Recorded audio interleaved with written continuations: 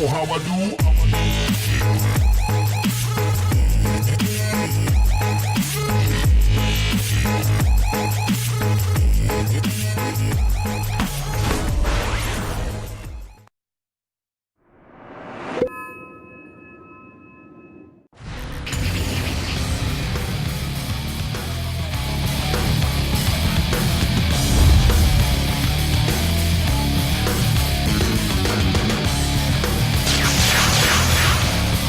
Let's get cracking! Welcome everybody here to possibly one of the most bizarrest things I have ever done in the history of Dota 2. And potentially anyone has done in the history of Dota 2. Well, actually, really, I'm over-exaggerating a lot. We're here for the Dota 2 Champions League doing the last, I don't know, potentially 10 minutes of game number 2 of our 2-game series between Fnatic as well as Team Reno Tinkerino. Let's get ourselves inside the game. So to give everyone a bit of a rundown for where we are at, we might have to wait as Arai's gonna die straight away. I want to have a little bit of a space so we can talk about this kind of stuff, as it seems we also got weather effects on for some unknown reason. Yes, but Fnatic versus Team Reno Tinkerino. So we had a whole bunch of problems coming through with DDoSing over the course of the last week or so, and because of that, some games were postponed. This game was actually also postponed at the 51-minute mark. Primary reason for this is Fnatic were basically winning this game. This graph will show absolutely nothing. They're basically winning this game until the very last moment. And then they had a big fight. They lost it pretty badly, and Team Reno and Tinkerino pushed their advantage up to about 20,000 experience and roughly about 7,000 to 8,000 in gold. Now, Team Reno and Tinkerino trying to actually get their second win here in the series. The first game did actually go to Team Tinker. So the battle is currently on to see who can get themselves in front of this one. So ignore the scoreboard. That's actually incorrect right now. Actually, no, I take it back. Sorry, I fully take it back. It was Fnatic that won game number 1. So looking to take game number 2, Team Reno Tinkerino, and with the win in this, they will secure themselves a spot in the playoff. Now, you'll notice too that the patch log has come out since we played this game, and Roshan, for some reason, is an ancient black dragon. How's he doing up on the cliff? Yeah, but the Roche pit is in fact in the new spot. So the map changes don't seem to revert across the version switches. So we'll just take that into note too. The upgraded by Aghanim Scepter is also there. But that's going to be the old version of this. It should actually be the older versions of this. We did a little bit of double checking here and there, and we worked out it's only the map that should have really been modified. Now it looks like Team Reno Tinkerino, they're going to try and finish this game up if they can. And then they accidentally initiate onto an illusion. They stun it up even though the smoke didn't break. As far as items go, we'll bring them up on the screen. I try to help everybody out before we start this game. I posted over on our Twitter and Facebook. There's both Join Dotas as well as my Toby1Dota one to try and explain what the hell is going on. Oh, they found a rise. Well out of position. Nuked down very, very quickly. And with no buyback available, because it's still on cooldown, this could be a little bit of a rough time. As Team Reno Tinkerino will try and breach the high ground now. So, bit of an ice wall to slow him down. Koifa looking for a jump-in point. The trick of the Necro units to get rid of those aggressive observer walls planned down by Team Reno Tinkerino. But EGM doesn't really care about Necro units. Boldly slicing with no man as lifesteal before. But they're just waiting for one person. That's the reason why they had to get rid of that ward in the high ground. It's just a quick jump and it's all they're searching for now. An EMP tornado by Hani, making sure that EGM... Like, he's still got a very large mana pool, almost 1,000 mana pool for a guy that just needs 160 to have his reincarnation trigger. So it's not that easy enough just to EMP burn them out.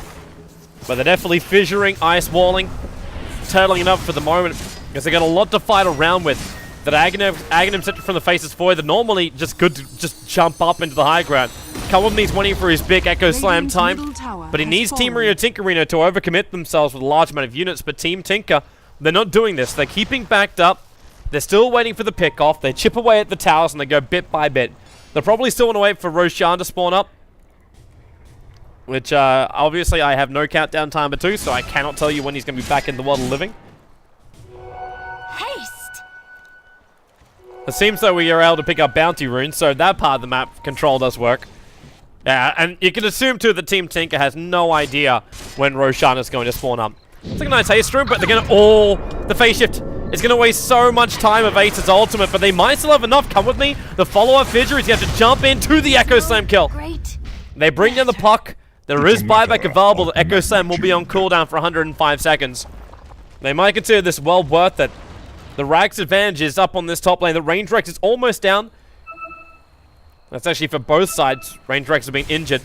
But the pings are coming out. I think EGM wants just blink and initiate here. And look towards Ace if he can do so. The Hellfire Blast. He has the Abyssal Blade. Going to use his BKB. And then Abyssal Blade's into the Faceless Void. Hani trying to escape back out again. He triggered the Lincoln Spear. Ace will TP out too. So Team Rio Tinkery not really blowing too many of their ultimates. There's just a Skywrath Mage one in order to try and defend him then. And Hani is not wanting to give up on the split push. He also has his BTs on cooldown. And yeah, he'll be coming back now. Trying to stay in the trees where it's safe. While Rise, he's walking around on the way to a scythe of Vice. Double Necro units, actually triple Necro units, because Come With Me's got a set of those two. So with triple Necro units, they got a lot to push towards the high ground. They just need an opening, and now they might have one. Pycat's out a long way. A Rise, no arrow being thrown, and Pycat just runs himself away to safety in the bottom lane. While Rise continues his farm. A quick tornado to check out the tree line. Judging by the vision of that tornado, I got a funny feeling that we do actually have the new changes in this game. They're going to smoke and go. A DD rune for Hani. The Forest Spirit scouted out Roshan, and the Necro units were in there too. The Fnatic will have to be quick. Aegis and Cheese available here with a 5-second stun over on Roshan. Alacrity into Hani. He's beaten down them. You do have Viper in the neighborhood, but at the same time, Teamer and Tinkerer are in no position to try and fight this. The Venomancer Ward from Rise will notice if anyone's going to come in from the side. And they've already got him. So Aegis and Cheese. Cheese into the Murana. Aegis into that Faceless Void. So you can basically leap in, throw the Chrono, fight for a little bit, die. Potentially then just leap himself away. But the Chrono cooldown of 60 seconds time, depending how long that fight goes. He might even get 2 off during the engagement. So we'll crack up to the hour mark. And Koi for now up to 2.6k gold on him. We'll have Bulba currently just with the Ghost Scepter at the moment, with Yule Scepter and Blink Dagger. They'll smoke just to run out of the base. Large amount of TPs. Actually a fresh gem being purchased up as well in the courier. Being dropped on the deck, so Bulba, someone... No, I think it was meant for Koi for... It's a little overcomplicated, the handling off of the gem just there. They're coming to the front lines. We're going to have Refresher Orb coming up from the Wraith King. So double sets of BKBs. Technically, we do have double Wraithfire Blasts. And his Reincarnation, I believe, is also affected by the Refresher Orb. So that'll be basically 3 Wraith Kings during engagement you'll have to kill off. Possibly 4 if he buys back. EGM just needs the extra bit of cash for it. Actually, no, he's got that. Yeah, he does. He won't have his buyback because of this, however. He's still short by 600 gold. But with 3 lifetimes of a Wraith King, I'm fairly certain you're going to find an opening. The prize is mine. There's Fnatic. Alright, still a little bit off that side. The Vice, if he does so too, he'll sacrifice his buyback for it. I don't know if that's really going to be worthwhile. Because he's going to be that guy that has to put himself in jeopardy to get that ultimate off. Just having a side the Vice won't do enough. It's not as though you're removing massive evasion. Like, the Brewmaster is the only one he's really wanting to help control up, but Brewmaster's got a BKB, so right now he doesn't really care about most of what's thrown out. At least not what's followed up when it's thrown out. But the defense is real. Kalami's ulti's back off cooldown again too. 2.6k gold over on him. So potentially going to buff up that ultimate of his if the time feels right. While Pycat with his fresh heart waiting in the tree lines for that opening. The Orchid will come up now from the Invoker too, so a secondary disable. He actually purchased the Orchid. Whoop, trouble right now for Faceless Void. The Moonlight Shadow has gone off, the arrow comes out, and now Il Chrono. Sunstrike, be a lot of damage coming into Bulba, they'll get the kill over on him, while Arias sitting in the tree line. Sing Sing, he wants to blink up, but those illusions are making it impossible to use it, then a leap away by Arias. The orb's in the way, and he's going to stand his ground, and Kuiper, I don't think he got the DPS for that, man. He's wanting help, but Pycat can't reach him. Blink Deck is on cooldown for 2 more seconds. The arrow will fly out, it scouts out Pycat, and now Pycat, he does have the damage for this. There's extra damage in through the tree line, but Arias is locked in there. And Kuiper's also just playing around the trees. Meanwhile, Ace and EGM going to find each other. Rai's going to help out. He's going to make charge available too. That's a face of void, just leaps himself over the hill and far away. Rise, he's wanting to keep EGM slowed down.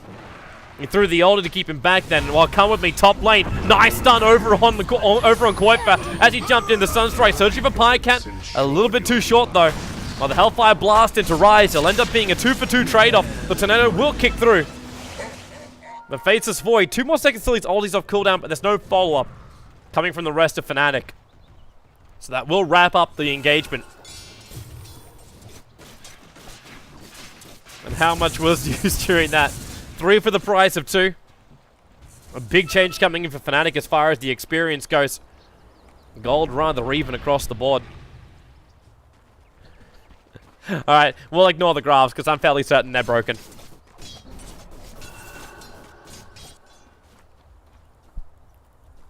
Fnatic are definitely not giving up the ghost here. They need these points to stay alive in the D2CL. If they end up losing this game, they're going to be really, well, disappointed more than anything else. Because with their current position, if they actually win all the remaining games, they're guaranteed a spot in the playoff. There's no contest that can be made by the other teams because they've already lost too many of their games during the group stage. And Sing's really trying to get on top of that farm. It's still funny to see a Brewmaster with that negative scepter. And the fact that Pycat is also maxed up. He'll probably be selling that Blink Dagger sometime shortly. He wants it so he can escape the Chronosphere. But at the same time, picking up a Butterfly is probably going to be an essential thing for him. Now, Arias, arrow searching for an opening, and they get one. Over on Sing Sing. And Hani will try and pound him down with as much as he's got. He's still got this Refresher Orb up and available for himself. Deafening Blast going to push him back. There goes your Brewmaster. Arias standing his ground only because EGM locked him in with the Abyssal Blade. No Refresher Orb available. They're coming down for Hani. The Chrono will buy some space, but the Mystic Flare from Bulba will make sure that Hani goes down. But Kuiper and EGM, they're both being beaten down. Remember though, EGM, he has that reincarnation. Now going to be used. The buyback came out from Hani, and they're going again on EGM. 8 looking for more time locks than what he's got. Now they do bring him down. 2 on the sidelines for Team Marino Tinkerino. Hani trying to retreat back out again. He cannot die back right now, but he is going to. Over 2 minutes on the sideline. While Bulba, right next to 3 heroes, Kalami will get the follow-up stun here. Sing Sing looking for the clap to slow down and Rise. He's still got an arrow available, but he's locked inside that Mystic Flare of the dying Bulba. And Pycat right behind Come With Me. No Chronosphere available. Just a force stuff up to the high ground. He can't blink himself away. Sing Sing staying on the fight. Echo Slam. Fisher to follow up. He's doing as much damage as possible to get these Necro units up again. The Brewmaster will split, but Ace to leap himself away to safety. He'll be slowed down a little bit by the poison. The Team Reno Tinkerino will now be able to take the top range racks, the top range racks, and then move themselves in towards the mid as quick as they possibly can. They'll take the range racks also here in the mid, working their way into the melee. The Fissure to fly out. EGM gonna get controlled here. Then again, the Abyssal Blade into 8. There's a lot of damage with a crit. Neil Chrono over on 3. Come with me, no follow-up, but Rise doing as much as he possibly can. Unfortunately, the damage from Ace is just not enough. Sing Sing's ticking down slowly because the Venomous Gale is over on him, and that's why Ace, he's coming back in again. There's too much damage from Pycat. There'll be Abyssal Blade follow-ups. Hani still on the sideline for another minute. The melee Rex is alive in the mid. There's only 2 heroes from Teamer and Tinkerino are too, but EGM notes get more than enough damage to solo up Ace.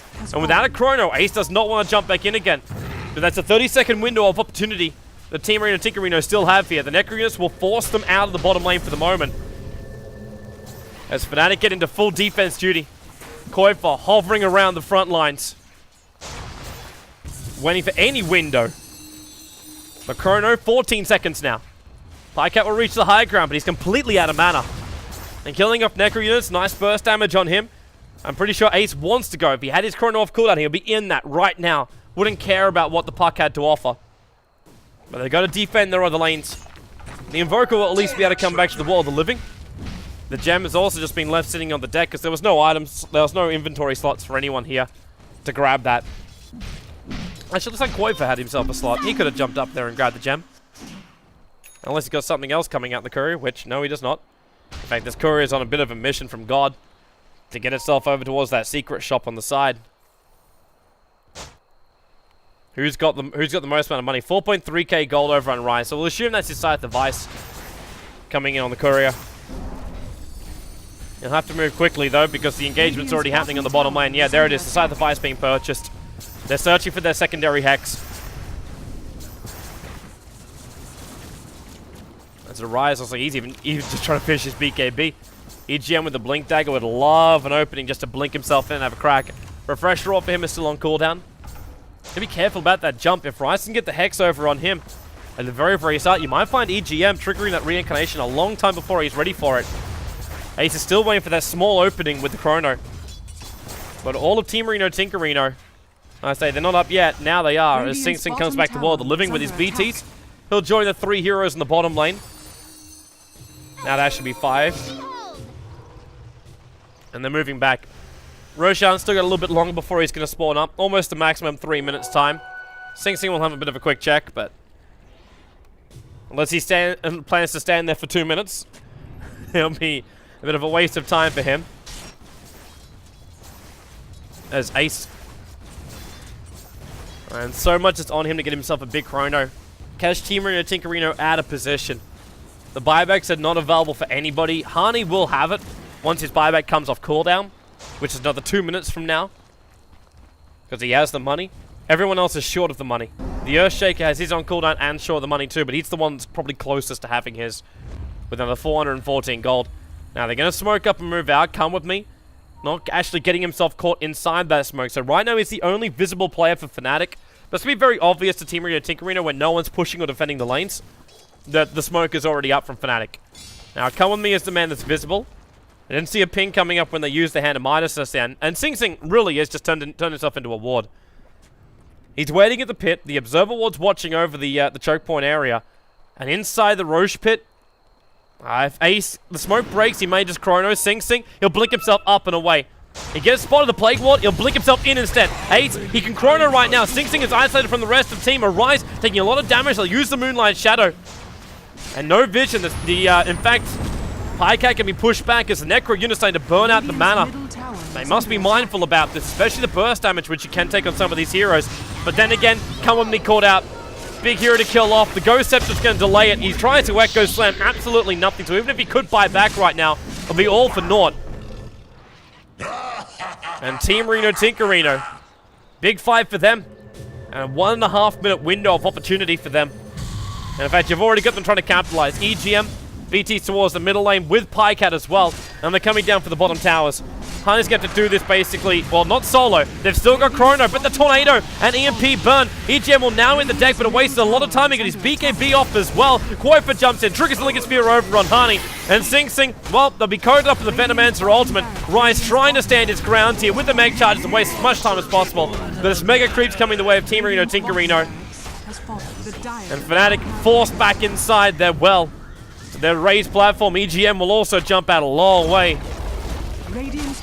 The tier 4 towers are getting beaten down. Ace has no Chronosphere. Another EMP to note, just a tornado into a meteorite. Instead, going to burn out EGM, so the reincarnation will be triggered. And Pycat's not too healthy. Ace, 4-staffed away. Still no Chronosphere available. And the fountain will be brought down in a moment. EGM diving inside the base. Hani, the all fold him into the tree line, which actually revealed his position. As Team Reno Tinkerino pushed him into the corner. And this will be GG and a very, very short game coming up for your viewing pleasure. That was it. That was all it really was. It was a quick reload to make sure we got our final official verdict for this game. And it will be a draw at the end of the day for the 2-game series. Team Tinker and Fnatic both going to claim 1 point apiece for winning that series, for drawing that series, which means Team Tinker will end their D2CL. This was actually their very last game. So Team Tinker go 8-6 as their final result. Na'Vi as well as Power Rangers can still draw with them for that second position. While those two teams actually still have other games to play. Na'Vi is meant to play up against virtus.pro, and that game has actually been pushed back as well with teams traveling around the world. And Fnatic, they've still got their games as well. There's a whole series of them, because Fnatic, this is now their 3rd series they've played, and their 7th series in total. So for now, we'll say farewell. Hope you enjoyed the show. VOD's uploaded to our Dailymotion channel right here, as well as youtube.com/join Dota. And enjoy all the action. I'll see you guys next time on the live stream, which is tomorrow.